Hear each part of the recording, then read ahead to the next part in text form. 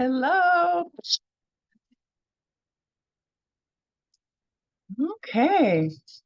Well, I hope a couple people join us, but I want to get started right away because we have a video to watch and I want to make sure we have enough time for this video. But hopefully some folks will join us. Uh, if you haven't already, in the email, there was a link for a survey. And let's see. I'll put it in the chat in case anybody needs it. But do that survey. We're going to do that at the beginning, in the middle, and at the end of the class. So I'll just put that survey in there. And the official welcome to Native Food for Life online. If you or someone you love has type 2 diabetes, pre-diabetes, or gestational diabetes, then you have come to the right place. Over the next 6 weeks, we're going to give you the most up-to-date information on how to get off that diabetes highway. And this is going to be recorded and then it's posted on the GTB website on the special diabetes tab.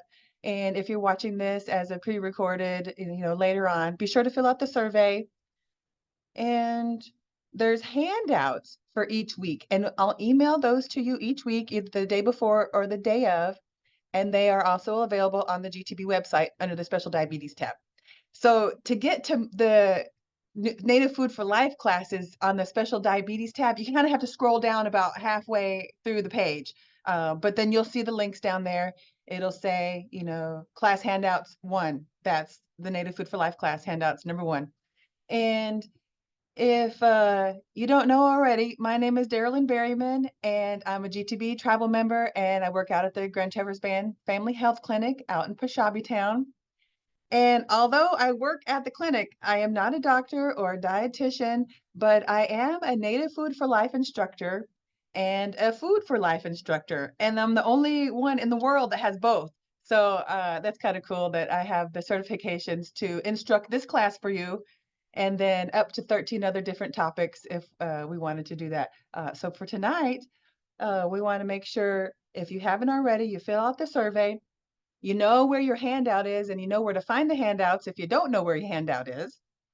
And just if you wanted to, you could get your lab tests or any physical measurements before this class starts, like any weight, blood pressure, any heart rate even, or if you have lab tests like A1C, blood test, or if you do test your blood sugar, you could, take a note of that. If you don't usually write it down, you could try to write it down. And it's not mandatory, but it is kind of neat to see from the beginning to the end of the class if you have any differences. Or if you have a target that you're trying to meet, you can do that. Okay. If there's any questions, we can do it using the chat. You can put it in the chat. On the chat feature, it says to everyone or to just me if you wanted to just me. And I want to put in here the other link to the special diabetes tab. If you don't know where to find that, I'll just stick the link down in here. And so that's the special diabetes tab where you can find the recorded classes. If you don't want to be on the recording, you can take your video off. I'm going to leave mine on, so in case you have questions, you know I'm here. Okay, anyone that's just joining us, be sure to fill out the survey. Be sure to know where your handouts are. And we're going to repeat the survey at week 3 and then again at week 6. There is a chat feature here you can use to chat with me. Any questions, or you can save them to the end. We will have a question answer time at the end. Okay, I want to go ahead and get it going, and I'm going to do a screen share with this Zoom. So hopefully it all works out good. All right, here we go.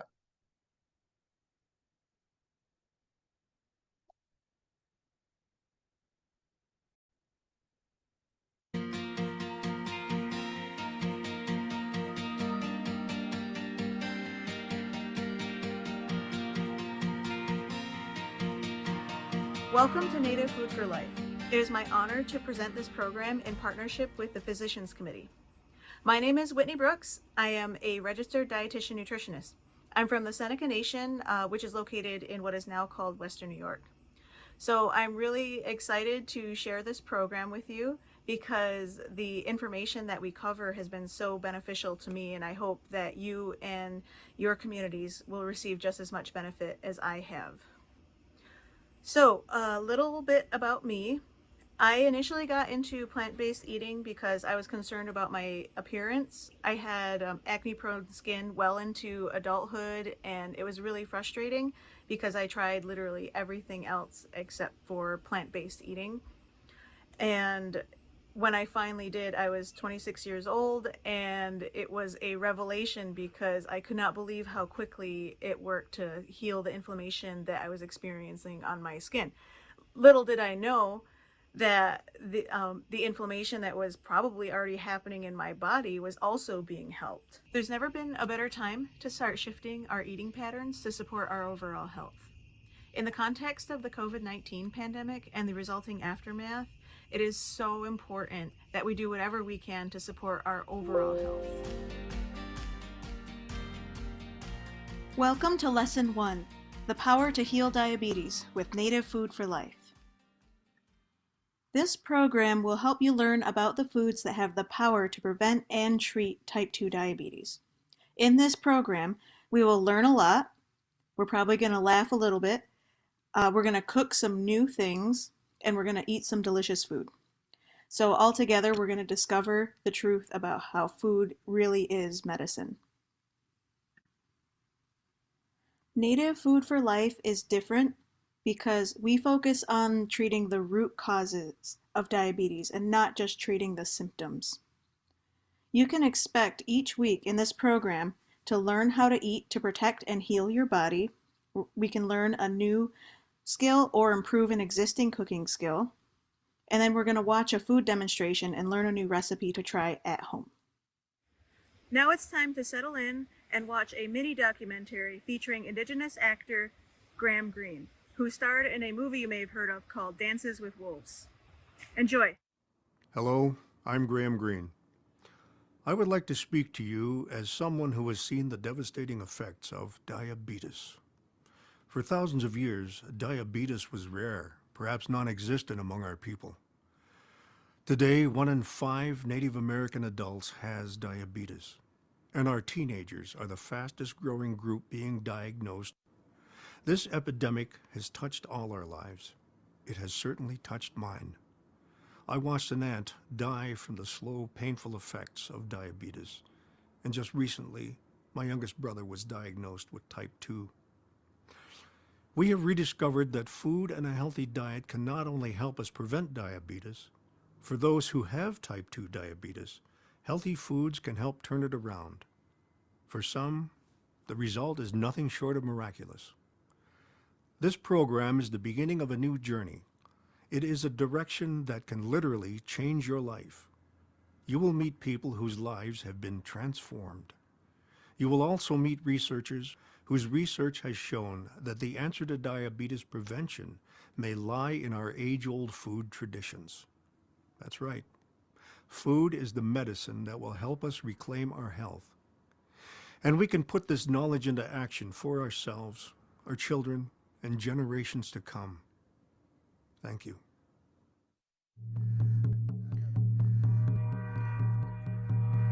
Hey ya, hey ya, hey ya, hey ya, hey yo, hey yo, hey ya, hey, hey yo, hey yo, hey ya, hey ya, hey ya, hey yo, hey yo, hey ya, hey ya, hey ya, hey ya, hey ya, hey yo, hey yo, hey ya, hey. I come from North Dakota. I'm from the Mandan, Hidatsa, and Arikara Nation. We have an epidemic of diabetes on our reservation. It's rare to go into a room with 5 people and less than 3 not have diabetes. The first thing I noticed was I was thirsty all the time. Then I was really lethargic. I couldn't get enough sleep. I couldn't rest enough. My mom was always tired. I don't know, she just laid in bed all day. We did nothing. I would just go outside by myself. and she would just be sleeping all day. It alarmed me, and I went to the doctor and they said, your blood sugar is really high. Are you diabetic? And I'm like, no, I'm only 23. I'm only 23. How could I be, you know? And then I never went back because I was offended. How dare you ask me if I'm diabetic? Things are not going in the right direction at all. If you look at the latest figures, 1 in 3 children born since the year 2000 is eventually going to develop this disease if things don't change. We have to think about this disease differently. We have to find something better than just a new screening test or a new kind of prescription. I was 288 pounds. I noticed that my joints hurt. It was hard for me to get around. I sweated very easily. It was a chore just to get up and go help clean around the house or to go outside and get wood. It was a chore. Socializing with people was harder. More or less, I didn't care about what people thought, like physically of me, but emotionally, and people didn't care emotionally about how I felt. Nobody wanted to socialize with me. When Jensen was heavy, he didn't really express how he felt, or you could just see it on the way his attitude over time. He just got quiet. So I would be like, let's just go take a walk, or you want to go with me? I'm going somewhere. It worried me that I wasn't healthy, that I just thought it was normal. I just thought it was normal to be overweight, that everybody else just gets chubby. Everybody just gets chubby. I just thought that. I started, coming down with the sugar diabetes, and after I got that, things increased to other symptoms like high blood pressure and high cholesterol and sleep apnea. That was one of my main serious illness that I had. Well, they told me that I don't, if I don't control my diabetes, I would eventually go blind, and other like heart problems and hearing problems, and they told me that I would lose all my teeth too, and I didn't want that to happen. It was kind of hard for me to accept, that I had sugar diabetes.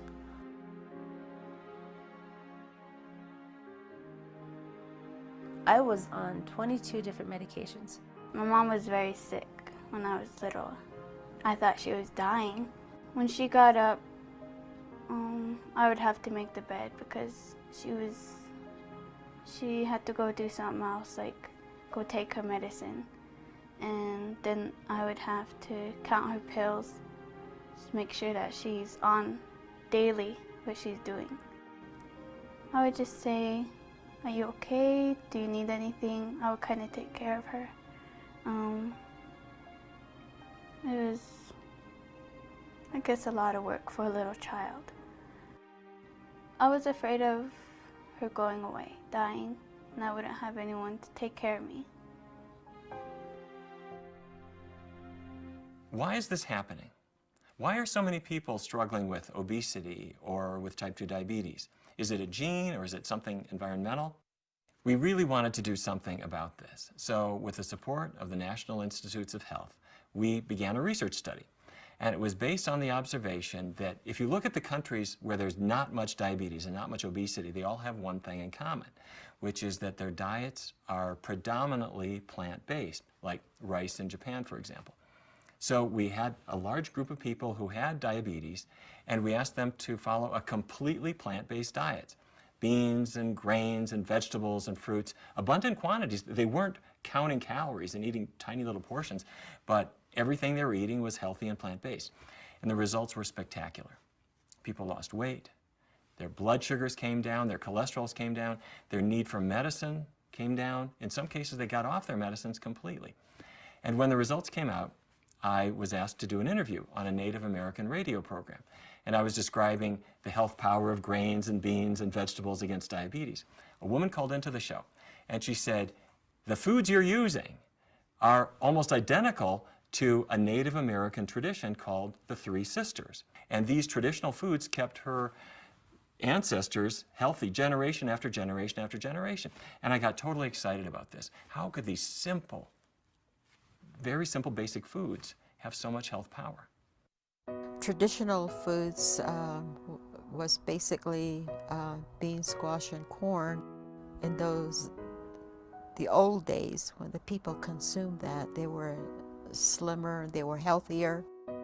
Many changes have come about due to white man's influence. People are consuming a lot of ready-made foods, processed foods, and fast foods. Therefore, we see an increase in diabetes and obesity and other diseases. When I was young, we moved around a lot, so the food choices changed. Everything was processed, everything was packaged. I lost my cravings for vegetables and the love I had for fresh tomatoes, for carrots, for cucumbers, even strawberries. For myself, it's kind of a short story. When I was growing up, I was always starving. I was always hungry because we were being raised with a big family. But after you go to school, you find a job, and you have more money, and you tend to spend more money on food. I started noticing that I was getting really big, and people started telling me. I didn't really mind, looking like that until it started affecting my health.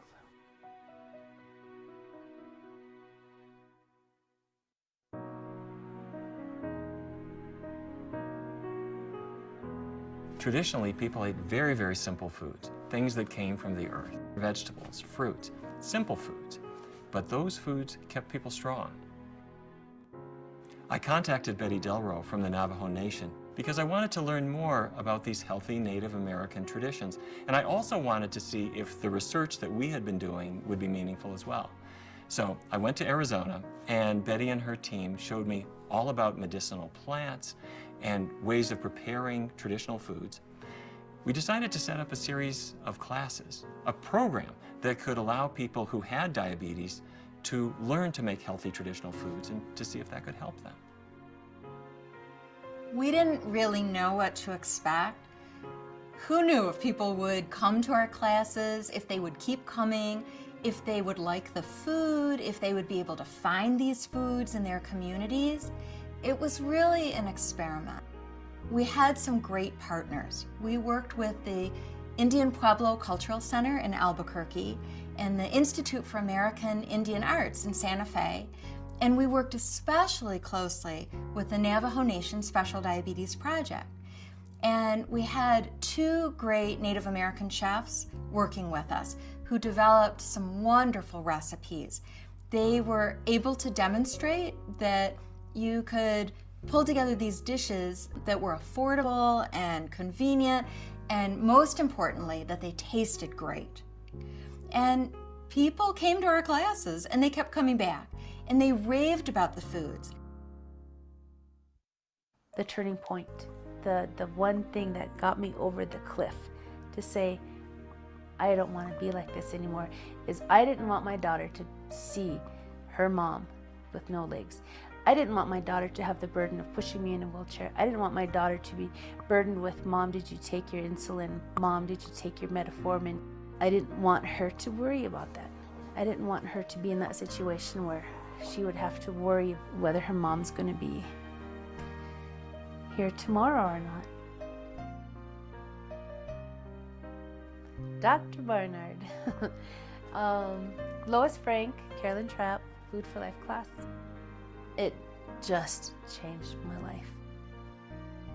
I didn't even know what a radish tastes like. I didn't know star fruit. I didn't know you could make a taco taste so good. I didn't know you can blend these vegetables, these beans.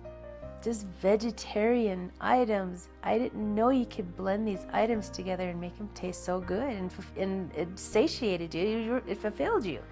And it was also fun. Before Dr. Barnard's class, I thought there was kidney beans, pinto beans. Now there's garbanzo beans, azuki beans, mung beans, all kinds of beans, and you can sprout any kind of bean. Also, juicing, that's really fun. Flavors, the colors, the smells, the way it feels. After you ingest it, you don't feel heavy, you don't feel tired. In fact, after you have a glass of juice, it's not hard to go out for a walk. It's not hard to go do some layups with the daughter. That's the best part about being vegan, I guess, is how it makes you feel after you ingest the food. These foods are nourishing. They give the body what you need, but they also have a lot of fiber to fill you up, a lot of vitamins to keep you healthy. They don't have a lot of fat to pad your fat stores. They don't have the things that will cause the insulin resistance that leads to the diabetes that we see. They don't have any of that. My dad sat us all down as a family, and he pretty much said that we were going to change our life. And I was like, what are you talking about? I'm not going to change my life over food. I love food. Food's my best friend. And he was just smiling, and I was like, I'm serious. I'm not going to stop eating meat. Are you crazy? That's my protein. And he just smiled, and he was like, no, I'm pretty sure you could get other protein out there, healthier protein. And he's like, do you know what vegan is? And I was like, no. He's like, well, vegan is just when you eat nothing with the face. No face products, nothing. And I was like shocked. I was like, dairy, my milk, my cheese, my eggs. What really made me change was my weight. I noticed that I just weighed too much. I was like almost 300 pounds. I was 12 pounds away from being 300 pounds.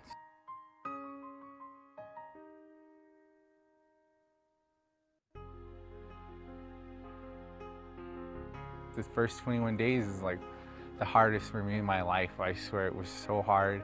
I thought about giving up. The first 3 days I thought like, oh, let me just go back to the store and grab some Whataburger or some quick food. And we didn't.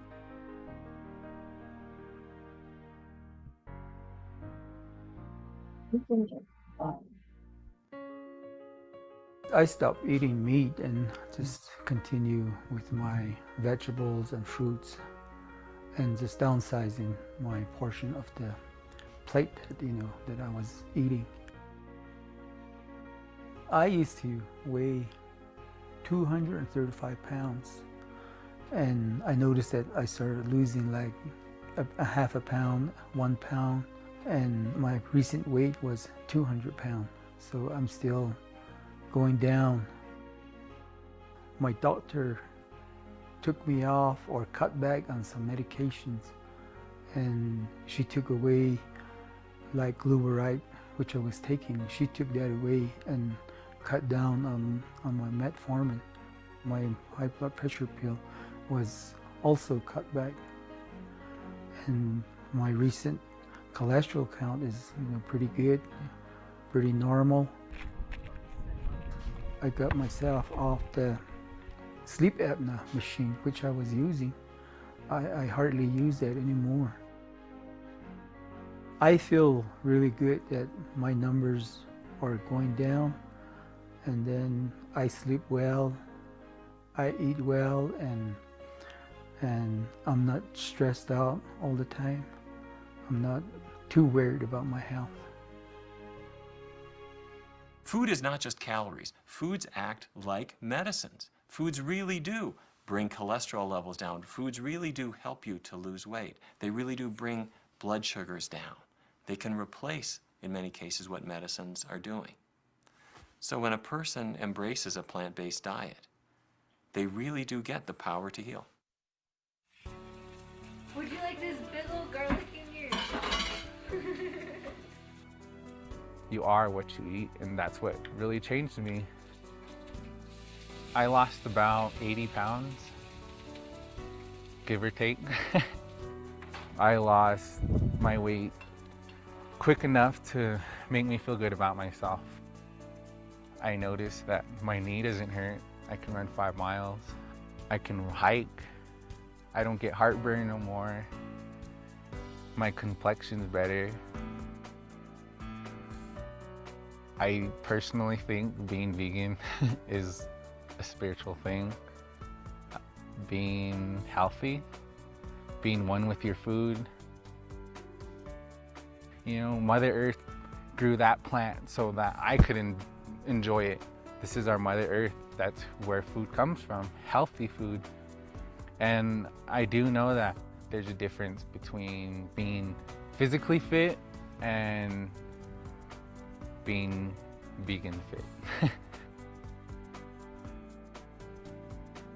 Jensen is an inspiration to everyone. You know, it's the day that you see your kid walk in and he has this big smile on his face that you haven't seen in years. And he's holding a pair of pants and he says, you know, I've had these pair of pants for 3 years and I can fit into them. He's so positive about life. He looks so good and he's so happy now.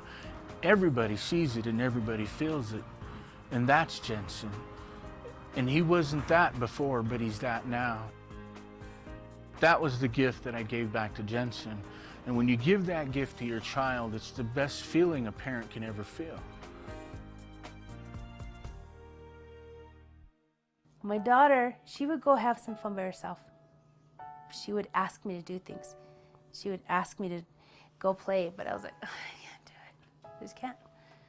And that would break her heart. Now, I don't feel like that. And I'm like, hey, Ashley, let's go to a museum. Or hey, Ashley, let's go play some basketball. Any chance she can see mommy going out there, she's like, all right, let's go do it. And then we end up having a blast. Since my mom's she changed her diet, we've been playing basketball, or sometimes I would go on a run. She'll kind of speed walk as fast as she can and push herself. And I'm really happy that she does that because she has more time for me. I'm proud of her for making this change in your life and actually caring about your diet and what you're putting in your body. When people come to my house, they're like, wow. At first they're like, oh, should I bring my own food?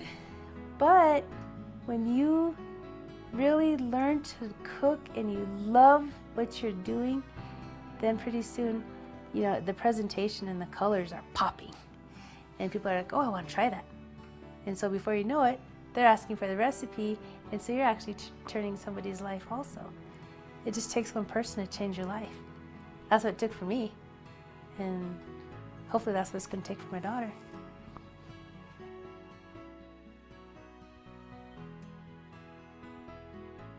Point that I'm proud of in my life is that I can run or jog 5 miles up into the hills, and I can still do push-ups and sit-ups and pull-ups at my age. One of the main reasons why I'm doing this is, to pass my experience to everybody, that we need to stay on this diet, keep with it, and to avoid, eating the wrong kind of food. I'm most proud of myself because I'm vegan. I'm young, I'm healthy, to go outside, to enjoy this beautiful weather, to feel good, to smile. I'm confident.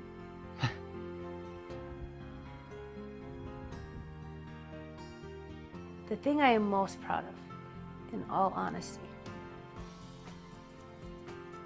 is my future. I didn't really have one. Not without diabetes, anyway. I didn't have a future without it. Now I do. And how I did that was because of taking all the tools that I learned from the first day I walked into the doctor's office, Dr. Barnard's class, reading his books, inspiring my daughter, and just wanting that future free from diabetes, not just for myself, but I want my grandchildren to be free of diabetes. I don't even want them to even know the word. I don't even want them to know it existed.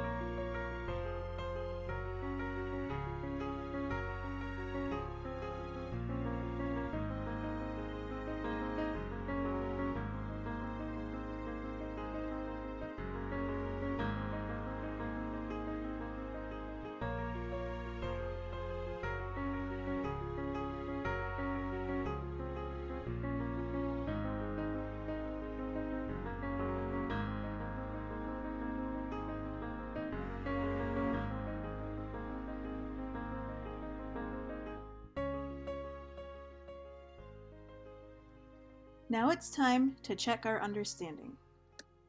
Here are some important questions to answer to make sure that we understand key topics. The answer will be shown after a short pause. Remember, this is no pressure. The answer will be shown after the question. Question 1.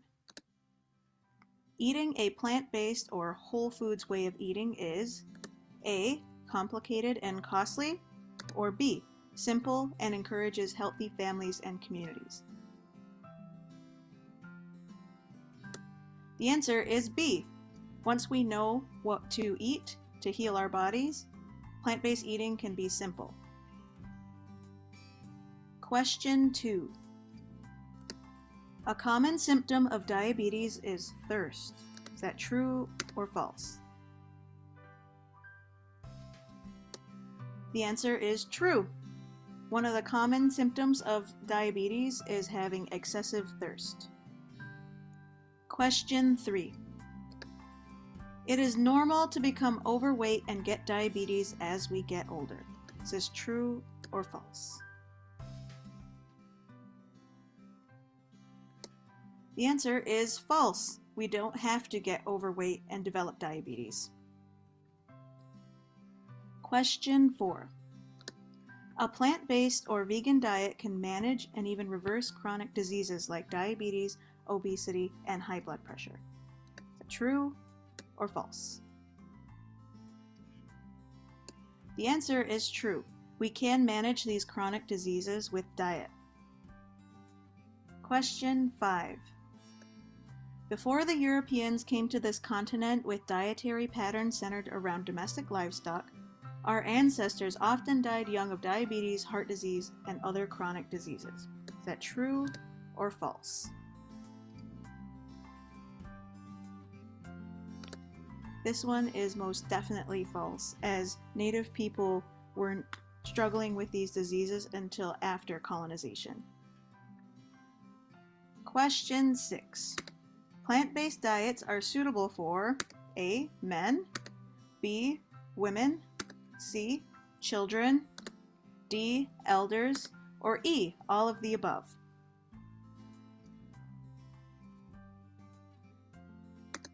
The answer is E. All of the above. Everyone can benefit from plant-based diets. Question 7. If I eat a plant-based diet, I should take a supplement or vitamin that includes A. Cholesterol, B. Vitamin A, C. Vitamin B12, D. Calcium.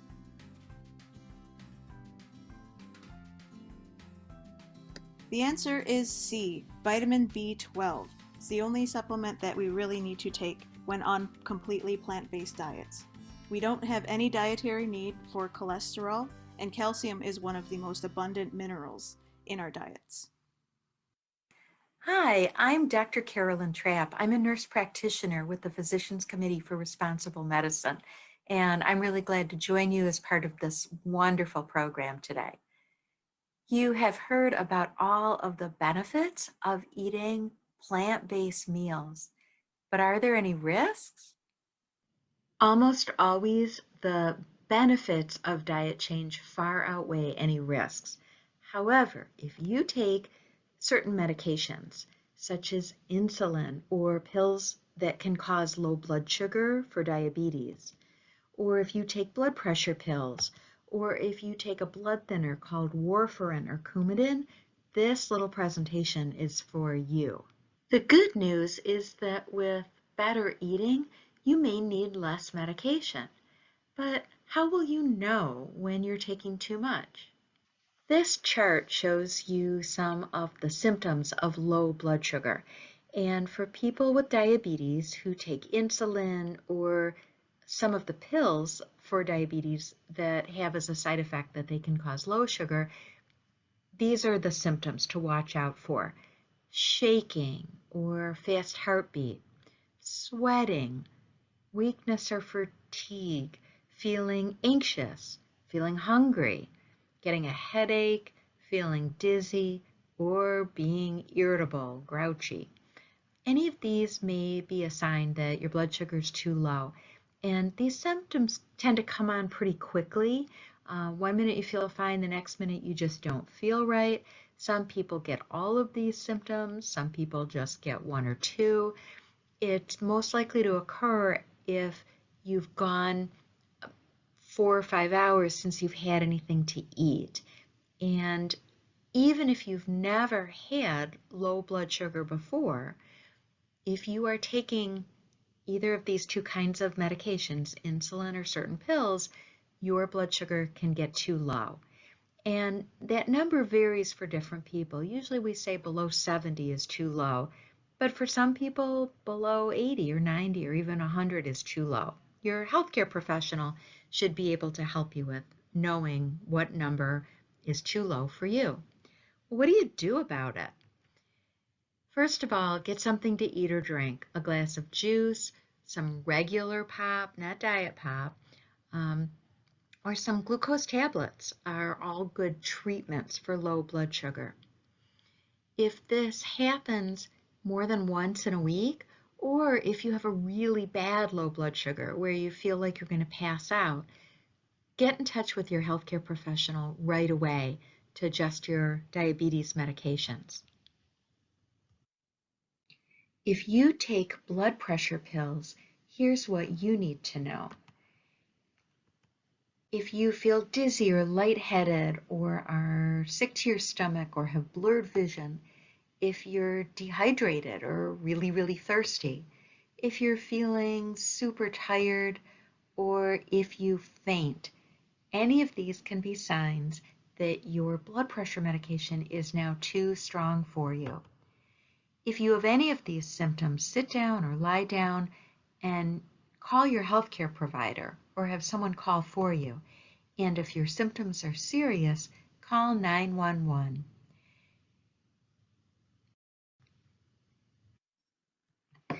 If you take a blood thinner, a medication called warfarin or Coumadin, you are usually required to have a blood test once a month. With a diet change, you may need an INR test done more often, such as twice a month for a short time. If you take warfarin or Coumadin, let your healthcare provider know you are changing to a plant-based diet. It's good news. Many people find they need less medicine with a plant-based diet. However, we don't recommend making any changes to your medications without talking to your healthcare provider first. Be safe. Check in with any questions or concerns. Next up, I have some important information for everyone. When you start eating more plant-based meals, you're going to find you're going to be spending some time in the kitchen. Now, it won't be on the end of the meal where you're cleaning up all of these greasy dishes and pans that had meat and oil, but it might be more time on the front end as you're chopping up all of those vegetables that go into these great dishes. So you've already met Whitney Brooks, but I want to bring her back now to talk to you about kitchen knife skills. Whitney is enrolled Seneca Turtle Clan, and she lives on the Cattaraugus Territory in western New York. She recently graduated from DeUville College Graduate Dietetics Program and is board certified as a registered dietitian nutritionist. She has been plant-based since 2016. Whitney loves to cook and garden and plans to incorporate native seeds and plants into her future practice. Here's Whitney to show you how to save your fingers and quickly and safely use your kitchen knives. Hello again, welcome to my home kitchen.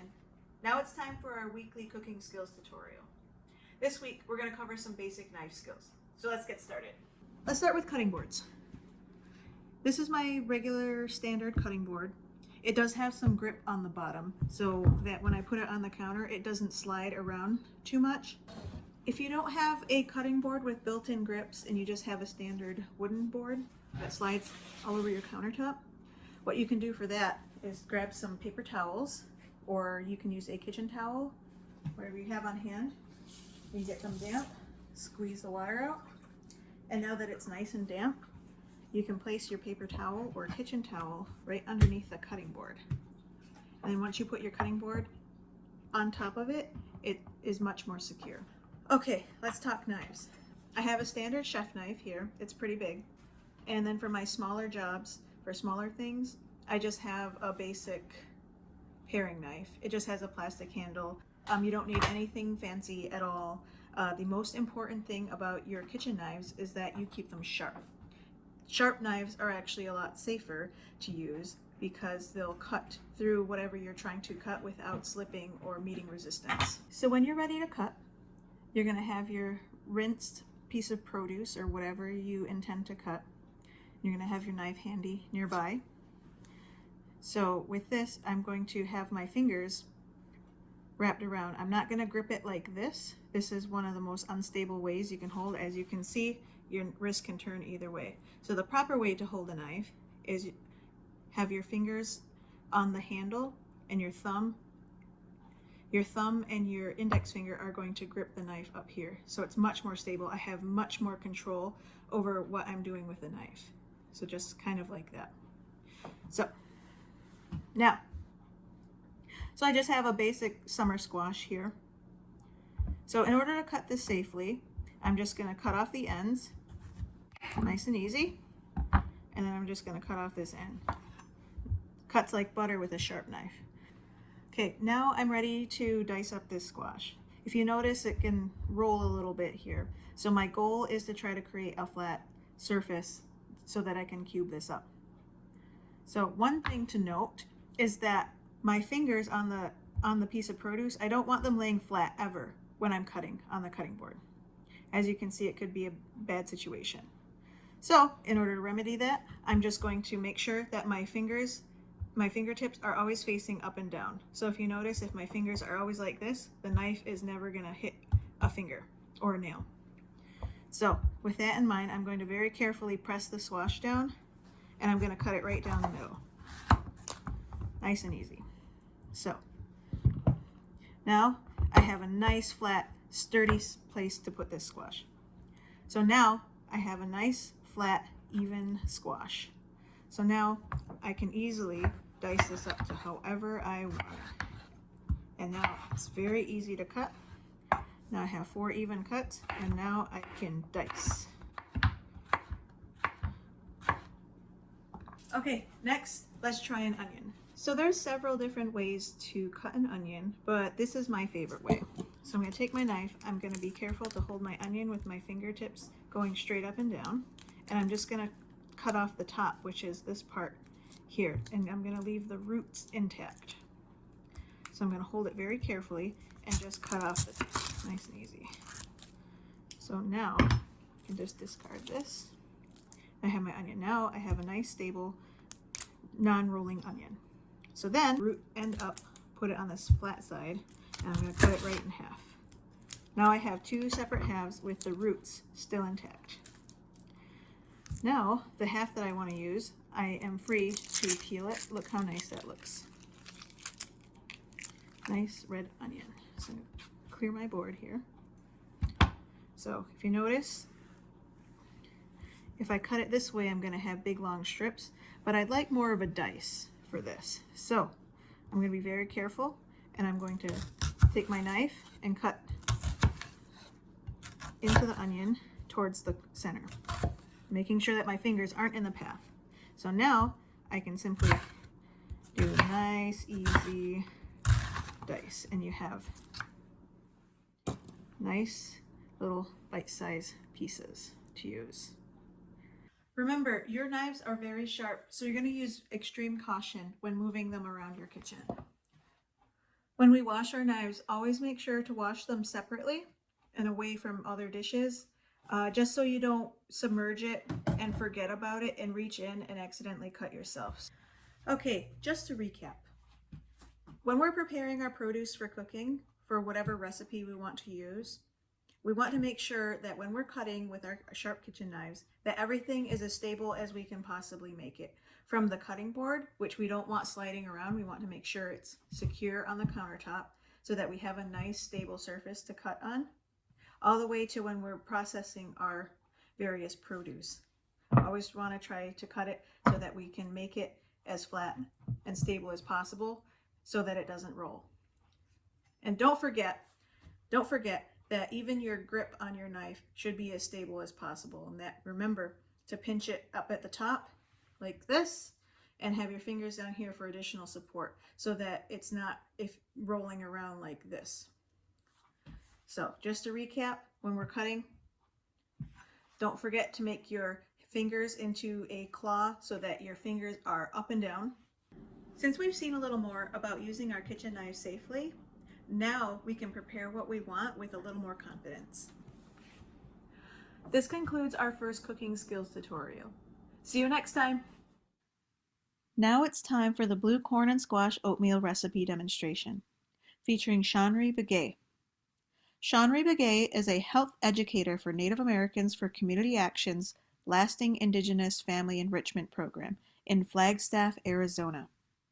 Hailing from the Diné and Tohono O'odham nations, Shawnree is passionate about promoting health and the outdoors in Native communities. She earned a Bachelor of Science in Biomedical Science and a minor in American Indian Health Studies from the Northern Arizona University. Hi, today I'm going to teach you how to make blue corn and squash oatmeal. This is a really filling and nutritious breakfast that'll keep you feeling energized throughout the day. It also incorporates traditional foods in a fun and tasty way. So our first ingredient is butternut squash. I chose butternut squash because it's creamy and has a slightly sweet taste. Our next ingredient is blue cornmeal. Blue cornmeal is from blue corn, which is traditionally farmed by the Hopi, and it's a variety of corn that is more nutritious and has more protein content than white or yellow corn. Our next ingredient is regular oats. Oats are really filling, really high in fiber. Our next ingredient is raisins, and these are optional. I like to just add some raisins for a little sweetness. I don't add sugar to my oatmeal, so I try and get it from fruit. And our last ingredient is also optional, chia seeds, and they're just these little tiny seeds that add healthy fats. To get started, we're going to first cut up our butternut squash. Start by cutting the top and bottom off for a more stable base. I like to cut it into smaller parts for easier peeling. Peel the squash by using a potato peeler. You can actually buy frozen cubed squash or just cut a small amount from a raw squash, since this recipe only calls for a half cup. Cut the round side of the squash in half and scoop out the seeds with a spoon. Now cut the squash into fine half-inch cubes. Now that your squash is cut up, you're going to measure out a half a cup and set aside. Next, we're going to measure out 1.5 cups of water. Bring water to a boil on medium-high heat.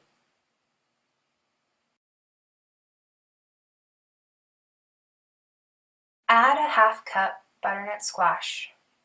Boil the squash for 3 to 5 minutes or until squash is soft.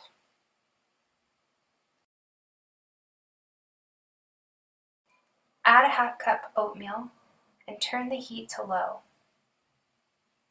Stir constantly for 1 minute.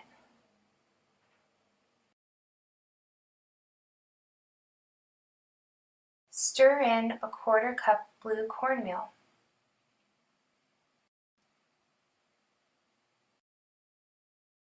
Add a 1/4 cup raisins and 1 tablespoon chia seeds.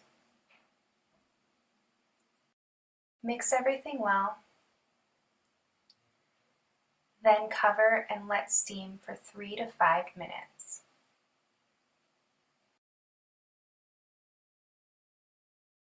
Once the oatmeal is fluffy, turn off heat and serve warm. Thank you so much for joining me today. Enjoy! Now it's time for the weekly challenge. The weekly challenge is optional, but we encourage everyone to give it a shot. So, what's a plant-based breakfast that you'd like to make this week? Here's some ideas. You can have old-fashioned oatmeal with cinnamon, whole grain toast with peanut butter, tofu scramble, and you can have fruit with non-sweetened plant-based yogurt. Remember, when you're making a goal, keep it simple, realistic, and measurable. Thank you for joining us for Lesson 1. I hope we all got a lot out of the program today. I encourage everyone to take full advantage of our weekly challenge and finding a plant-based breakfast you'd like to try. And I hope you all join us next week for Lesson 2, where we delve deeper into the root causes of diabetes. So see you next time.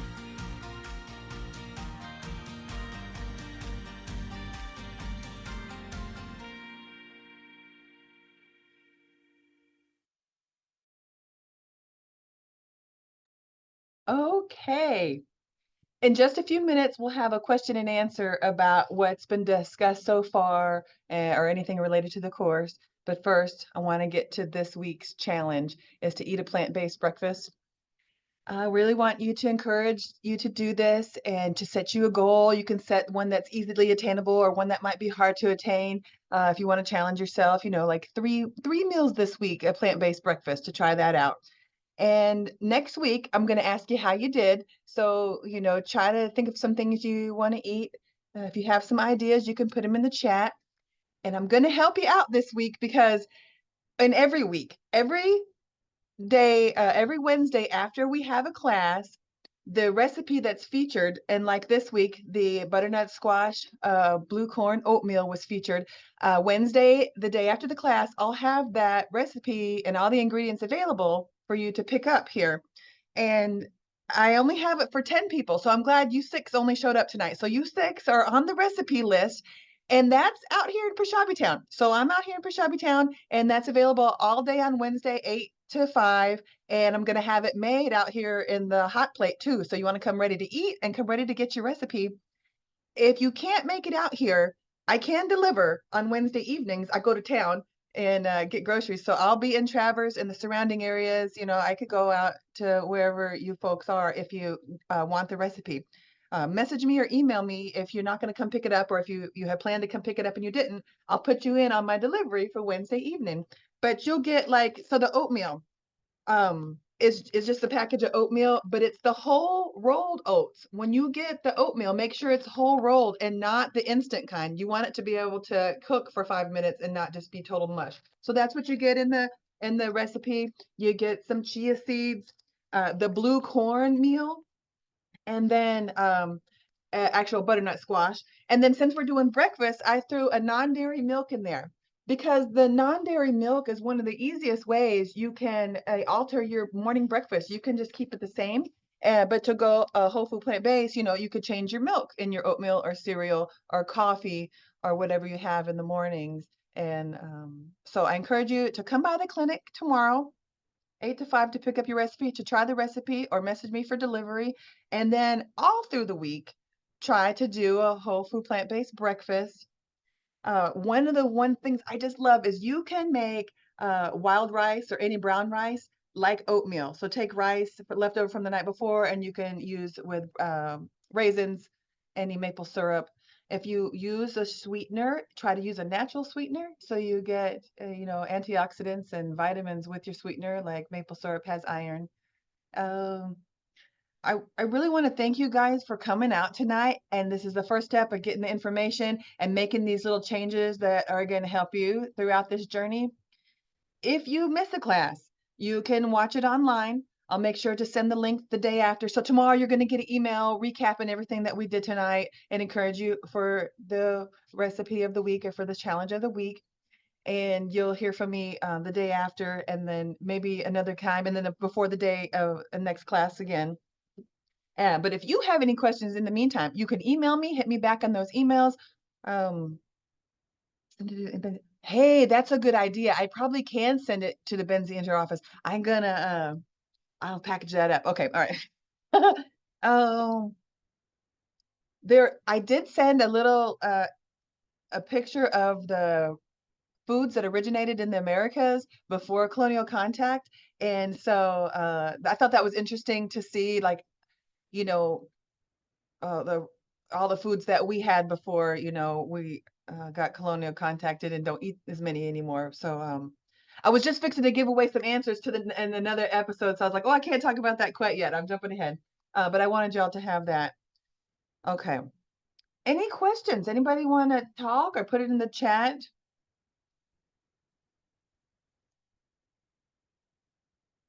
Oh, let's see. Let me see if I can drag it down here again.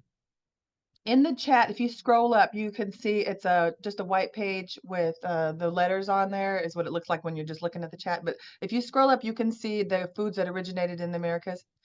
Also, tomorrow, if you come to get the recipe or if I deliver you a recipe, you get this really cool booklet of information because October is Breast Cancer Awareness Month. And so I did a rally and a breast cancer cooking class to prevent cancer and to prevent reoccurrence. And so I have all that information in there too. So I really want y'all to get this information because you'll get double information for breast cancer awareness, and for diabetes. You'll have two sections. So one side's pink and one side is native. You'll see in your folders. I can also email all those resources to you too. So I'll put the links to tomorrow's recap on there. And let's see. Another easy one people love, you might already be doing it, is that avocado toast. Avocados and seeds and nuts are kind of the natural fats. So if you're trying to lose, you might want to avoid those. If you want to gain or stay the same, you can enjoy more of those kinds of foods, seeds, nuts, and avocados. All right. Don't want to run us too late. We're right at time. You can email me. Come by tomorrow. I'll email you. I think that's it. I'm really excited y'all are here and that you came tonight, and I'm excited to see how you did all week and if you tried the recipes. And I'll just wait in anticipation all week to hear your results. And if anybody wants to email me, I'm really excited. We had 16 pre-registrants. There's only 6 here tonight, but the other people, they could be watching later. Oh yeah, so when you want to watch later at the GTV website, sometimes communications gets that right up right away. Sometimes it takes a couple days. So just give it a minute if you're looking for a pre-recorded one on the GTV website. Okay, all right, you guys, miigwech for coming, and we'll see you next week. Have a wonderful one. Until then, Bama P.